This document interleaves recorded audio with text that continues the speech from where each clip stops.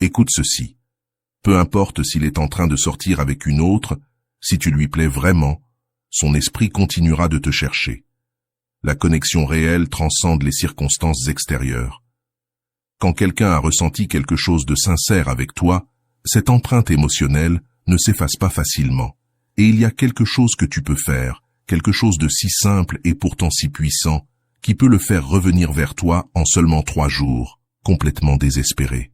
Attention, il ne s'agit pas de manipulation ni de jeu toxique, mais d'éveiller en lui un désir déjà existant, celui de récupérer ce qu'il a un jour eu avec toi. Aujourd'hui, je vais te montrer exactement ce que tu dois faire pendant 3 jours consécutifs pour que son esprit ne puisse plus arrêter de penser à toi. Ce sont des actions précises, calculées, qui activent les ressorts psychologiques les plus profonds du désir masculin.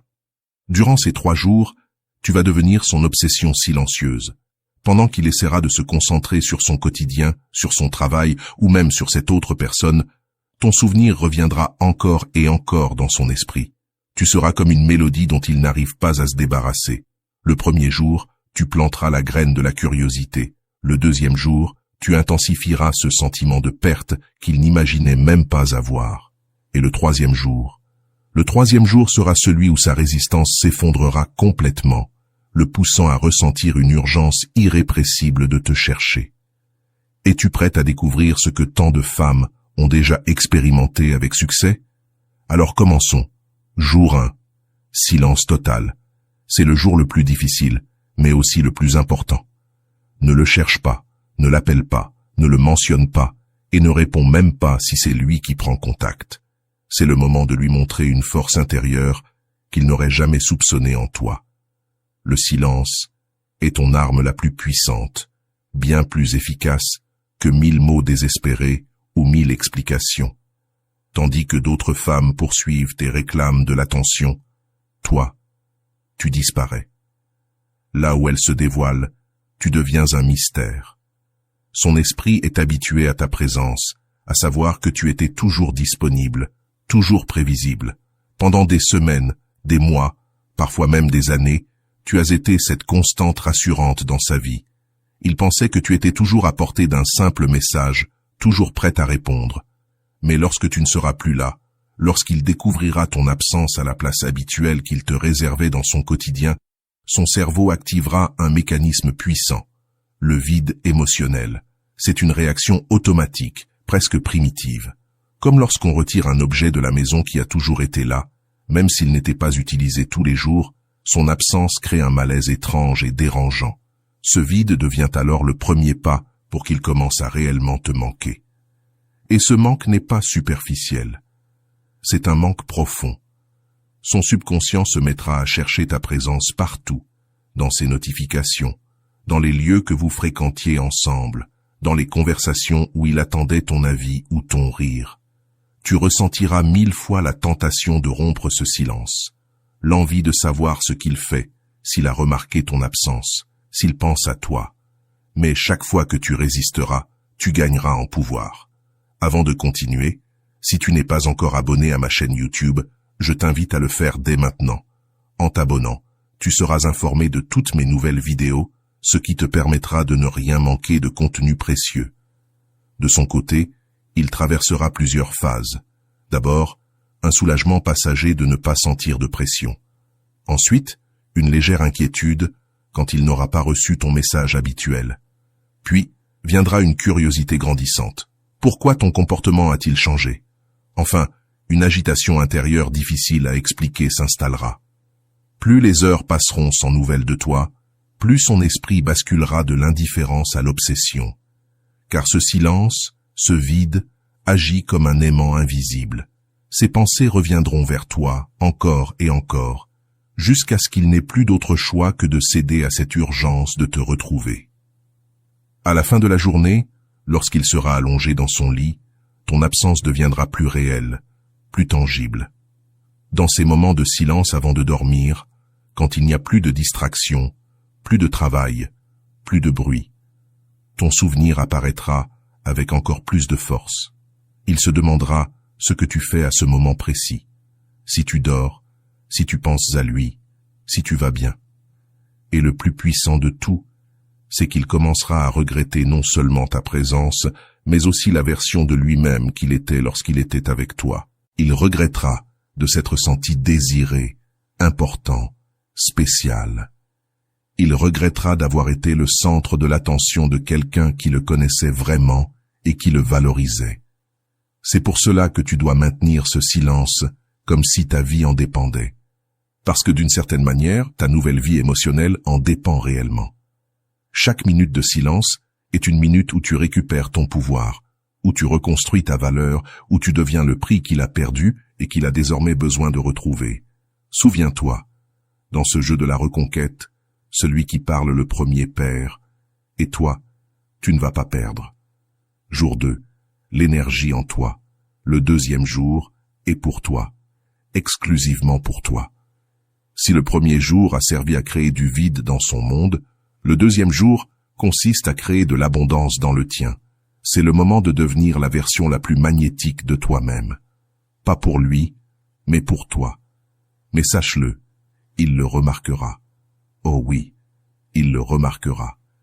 Prépare-toi comme si tu allais rencontrer l'amour de ta vie, mais fais-le pour toi seul. Mets cette robe qui te fait sentir puissante, cette blouse qui met en valeur tes atouts, ce jean qui te rend irrésistible. Choisis des vêtements qui te donnent l'impression que tu pourrais conquérir le monde, parce que c'est exactement ce que tu vas faire. Fais quelque chose qui te rende vraiment attractive. Va au salon de beauté et offre-toi ce soin que tu repousses depuis trop longtemps. Fais-toi les ongles, change la couleur de tes cheveux si tu en avais envie, ou offre-toi simplement un bain relaxant au sel parfumé. La beauté qui naît de l'estime de soi est magnétique, d'une manière qu'aucun maquillage ne peut égaler. Prends soin de ton corps comme du temple qu'il est. Va au sport, fais une séance de yoga, marche dans le parc, danse seul dans ta chambre sur ta chanson préférée. Bouge ton corps, non pas pour lui, mais parce que tu mérites de te sentir vivante, pleine d'énergie et de vitalité. Et surtout, souris. Pas ce sourire forcé que tu affiches pour cacher que ça ne va pas, mais ce vrai sourire, celui qui naît de l'intérieur, quand tu te sens réellement complète. Cela peut venir d'une petite chose, un café particulièrement bon, une chanson qui arrive au moment parfait, ou simplement la prise de conscience que tu es en train de reprendre le contrôle de ta vie. Cette authenticité est puissante. Même à travers une photo, ce sourire authentique se transmet. Et voici la partie stratégique. Publie quelque chose de subtil sur les réseaux sociaux, mais sans aucune piqûre ni allusion. Pas de phrases comme « Quand quelqu'un ne te valorise pas, la vie t'offre mieux » ou « Seul, mais pas isolé ». Cela crie la douleur et le désespoir, et c'est exactement l'opposé de ce que nous voulons. À la place, publie du contenu qui montre que ta vie fleurit. Une photo de ton café parfait sous une belle lumière, un selfie où tu rayonnes naturellement, une image du livre que tu es en train de lire, de ton espace bien rangé, ou de ce coucher de soleil qui t'a coupé le souffle. Le message subliminal doit être clair. Ma vie est belle, je suis complète, et je profite de chaque instant. La clé, c'est l'authenticité. Ne publie pas parce que tu veux qu'il le voie, publie parce que tu vis réellement des moments qui valent la peine d'être partagés. Cette subtilité se ressent et fait toute la différence. Il ne s'agit pas d'attirer son attention de manière désespérée, mais de lui rappeler silencieusement que ta vie non seulement continue sans lui, mais qu'elle s'épanouit. Tu n'es pas une femme paralysée, attendant qu'un homme revienne. Tu es une femme qui a ses propres ressources, sa propre beauté, sa propre indépendance émotionnelle. Et cela, crois-moi, est psychologiquement dévastateur pour lui, mais de la façon la plus élégante qui soit. Son ego masculin s'attendait à te voir détruite, en quête de validation pour te sentir complète. Il espérait que tu le supplies, que tu envoies des messages désespérés, que tu publies des phrases indirectes pour lui. Cela aurait confirmé son importance dans ta vie et nourrirait son ego.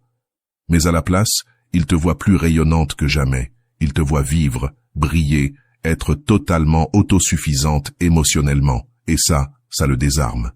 Pendant qu'il s'attendait à te voir briser, tu t'épanouis. Pendant qu'il pensait que tu allais supplier, tu construis. Pendant qu'il croyait que tu étais dépendante, tu montres ton indépendance. Cette incohérence entre ses attentes et ta réalité l'obsédera. Les hommes sont programmés pour poursuivre ce qui s'éloigne et se désintéresser de ce qui se rapproche trop. En te voyant prospère, épanouie et indépendante, son instinct de conquête va s'activer. Soudain, tu deviens le défi, l'objectif à atteindre, le prix qu'il a perdu et qu'il valorise de nouveau. Il y a quelque chose de profondément attirant dans une femme capable d'être heureuse par elle-même.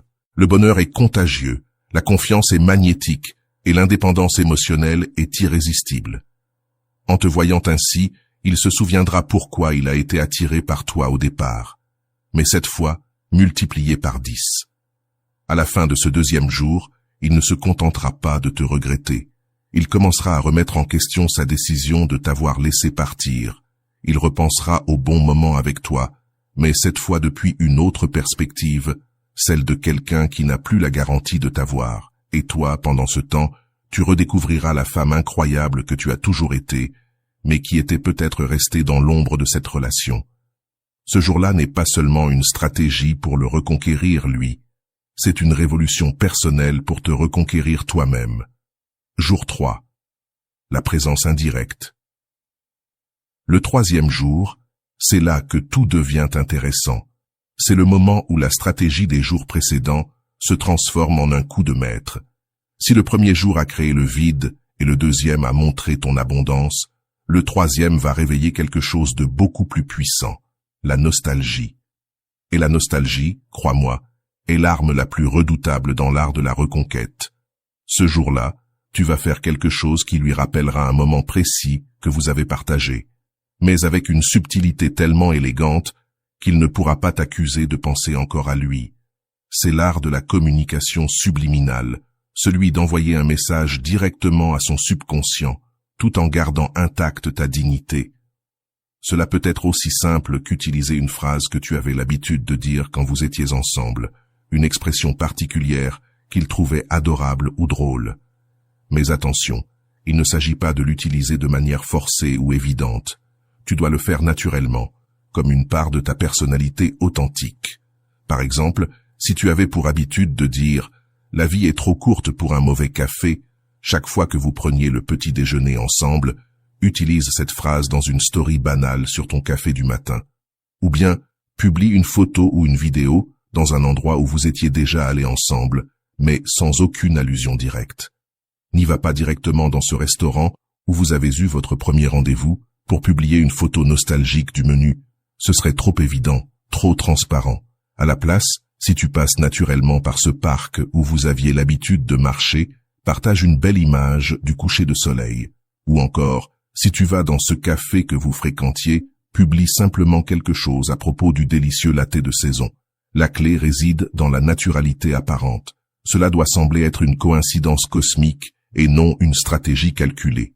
Il doit penser, quelle drôle de coïncidence qu'elle soit là, ou qu'elle dise cela, non, tout en ayant cette petite voix intérieure qui lui dit « Elle le fait sûrement pour que je le voie ». Tu peux aussi réveiller subtilement la nostalgie. Par exemple, faire entendre cette chanson qui était votre chanson en arrière-plan d'une story qui parle d'autre chose, ou montrer ce livre qu'il t'avait recommandé posé sur ta table de nuit. Ou encore, préparer ce plat que vous aimiez partager, mais cette fois, rien que pour toi, avec un sourire sincère. La puissance de cette stratégie repose sur un point essentiel. Tu ne fais rien pour lui directement. Tu ne l'appelles pas, tu ne lui écris pas, tu ne demandes rien. Mais tu actives son subconscient automatiquement. C'est comme planter une graine émotionnelle dans un terrain fertile. Quand il verra ou entendra ces références, son esprit voyagera immédiatement vers ces moments que vous aviez partagés, et il ne pourra pas t'accuser de manipulation, car techniquement tu n'as rien fait de diriger vers lui. Le cerveau masculin, contrairement à ce que beaucoup croient, est profondément émotionnel, surtout lorsqu'il s'agit de souvenirs positifs. Les hommes savent compartimenter leurs émotions dans le présent, mais ils sont incroyablement vulnérables à la nostalgie. Un simple parfum, une chanson, une image peuvent les transporter instantanément vers des instants qu'ils pensaient avoir laissés derrière eux. Et si cet homme ressent encore quelque chose pour toi, ce qui est fort probable s'il a suivi tes faits et gestes ces derniers jours, alors il ne pourra pas empêcher son esprit de se remplir de souvenirs. Il se rappellera non seulement de moments précis, mais aussi de l'atmosphère émotionnelle entière, la complicité, la proximité, la connexion particulière que vous aviez. Les souvenirs émotionnels sont différents des simples souvenirs factuels. Ce ne sont pas des données froides, stockées dans le cerveau. Ce sont des expériences vivantes qui incluent des sensations physiques, des émotions, et cette impression indescriptible de maison, de refuge, qu'une personne spéciale peut créer dans ta vie. Quand tu réveilles ces souvenirs, il ne se contente pas de se rappeler ce qui s'est passé. Il revit comment il s'est senti avec toi. Et c'est là que cela devient puissant. Car après 2 jours passés à ressentir l'anxiété de ton absence et la confusion de te voir t'épanouir sans lui, ces souvenirs ne seront pas de simples images agréables du passé. Ils deviendront une comparaison douloureuse avec son présent sans toi. Alors, il commencera à se demander « Pourquoi avons-nous rompu ? Était-ce vraiment si mauvais ? Qu'est-ce que je fais de ma vie sans elle ?» La nostalgie a ce pouvoir unique, faire paraître les problèmes du passé minuscule face à la perte du présent. Et voici la partie la plus brillante de cette stratégie. Pendant que son esprit est inondé de souvenirs liés à toi, tu gardes ta position de pouvoir. Tu ne supplies pas, tu ne cherches pas à le convaincre, tu ne te dévoiles pas, tu vis simplement ta vie. Et si, dans ses yeux, certaines de tes actions éveillent une pointe de nostalgie, eh bien, c'est son interprétation, pas ton problème. Cette ambiguïté va littéralement le rendre fou.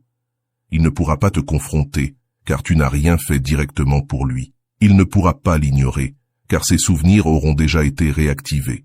Et il ne pourra pas se convaincre que ce n'est qu'une coïncidence, car il y aura eu trop de coïncidences d'affilée. Au terme du 3e jour, il sera dans un état mental très particulier, pleinement conscient de ce qu'il a perdu, obsédé par les souvenirs de ce que vous aviez et incapable de cesser de penser à toi. Mais surtout, il aura l'impression que ce sont ses propres conclusions, pas les tiennes.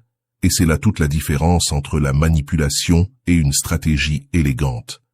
Car lorsqu'un homme s'en contente de le manipuler, il résiste. Mais quand il croit que ses pensées sont venues de lui-même, elles deviennent puissantes et indiscutables. Alors, ces résistances tombent. Ces 3 jours forment une véritable montagne russe émotionnelle, vide, surprise, nostalgie. Son esprit aura traversé ton absence, ta force, et maintenant le rappel de pourquoi il s'était épris de toi au départ.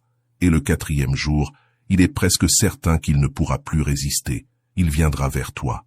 Et quand il le fera, ce ne sera pas depuis une position de force, pour tester si tu es encore disponible. Non, ce sera depuis une véritable nécessité intérieure, parce que ces 3 jours auront suffi pour que tu redeviennes la femme qu'il n'arrive plus à chasser de son esprit. 3 jours peuvent tout changer. Mais la clé, c'est d'être discipliné et de ne pas briser le processus. Crois-moi, il n'y a rien de plus irrésistible pour un homme qu'une femme qui ne court derrière personne, qui rayonne seule et qui sait comment laisser une empreinte indélébile dans son esprit. Alors dis-moi en commentaire, es-tu prête à relever le défi de ces 3 jours ? J'ai hâte de voir combien parmi vous vont décider de reprendre leur pouvoir, sans supplier.